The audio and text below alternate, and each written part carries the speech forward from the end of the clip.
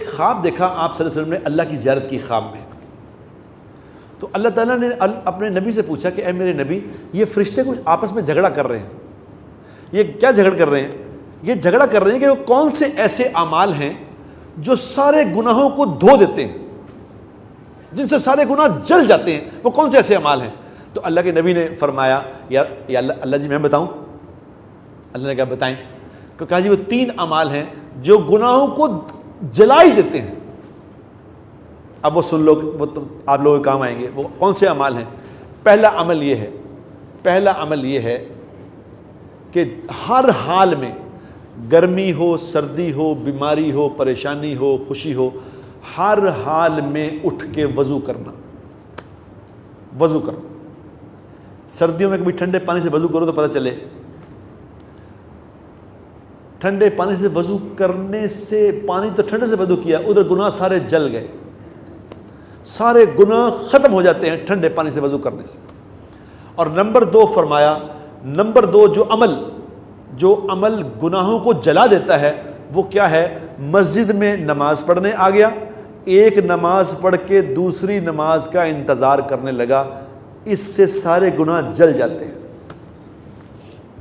اور تیسرا عمل کیا ہے؟ تیسرا عمل یہ ہے کہ گرمیوں میں اگر دوپہر ہو, گرمیوں کی دوپہر کو چل کے نماز پڑھنے کے لیے آنا, اس سے گناہ ختم ہو جاتے ہیں. اب یہ 3 عمل میں نے بتائے, 3 عمل میں نماز کوئی نہیں ہے, یہ ساری نماز کی تیاری ہے, نماز نہیں. نماز کی تیاری سے گناہ ختم ہو جاتے ہیں, تو نماز پڑھنے سے کیا ہوگا بتاؤ؟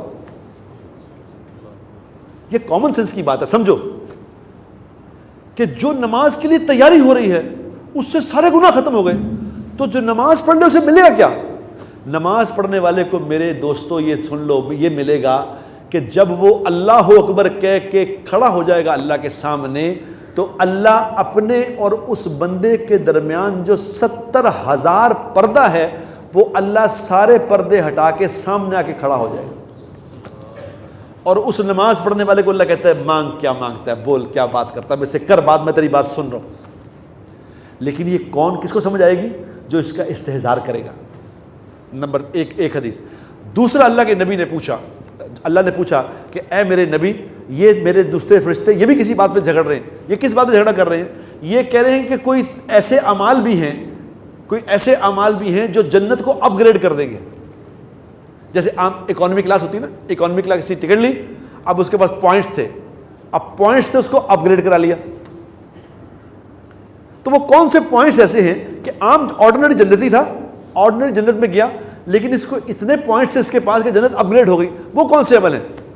تو اللہ کے نبی نے پھر کہا جی میں بتاؤں؟ کہا جی بتائیں. تو کہا جی وہ بھی 3 ہیں اعمال, وہ عمل 3 ہیں. وہ کون سے ہیں؟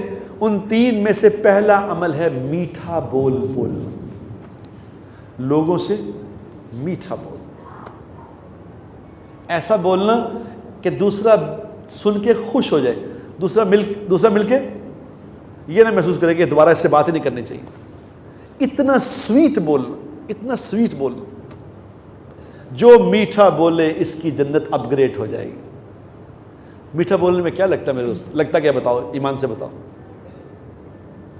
اور جو کڑوا بولنے والے سے میٹھا بولے, ایک تھا میٹھا اس نے بھی میٹھا, میں بھی میٹھا نہیں, جو کڑوا بولنے والے سے میٹھا بولنا سیکھ لے, یہ تو کتب بن جائے گا, یہ کتب بن جائے گا, کتب ولی بن جائے گا جو کڑوے والے سے میٹھا سیکھ لے.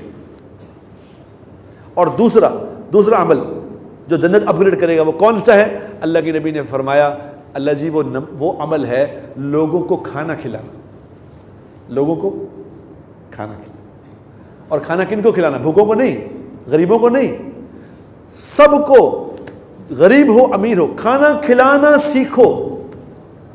مجھے یاد ہے میں جب چھوٹا ہوتا تھا, میں جب کالج میں پڑھتا تھا, تو ہم کھانا جو کھلا دیتا تھا نا اس کو بے وقوف سمجھتے تھے کہ چولیا ہے, کہتے تھے نا, کہتے چولیا ہے. کو پتہ ہی نہیں کہ جس نے کھانا کھلا دیا یہ تو ولی بن گیا, کھانے کھلانے والا تو ولی بن جائے گا. یہ اس کو پتہ ہی کچھ نہیں, یہ کہتا میں بیوقوف بنا کے کھا لیا اس سے. کھانا کھلانے والے کھانا کھلانے والے اپ گریڈ ہو جائیں گے جنت میں، یہ اعمال والے نیچے رہ جائیں گے، تہجد والے نیچے رہ جائیں گے، وہ اوپر چلے جائیں گے کھانا کھلانے والے۔ اور تیسرا عمل بتایا اللہ کے نبی نے، تیسرا عمل کہ یا اللہ تیسرا عمل کیا ہے؟ تیسرا عمل وہ ہے جو جنت اپ گریڈ کرائے گا، وہ عمل ہے جب آدھی رات کو جب لوگ سو رہے ہوں تو کوئی رات کو اٹھ کے وضو کر کے اللہ کے سامنے کھڑا ہو کے اللہ سے بات کرے، اس کی جنت اپ گریڈ ہو جائے گی۔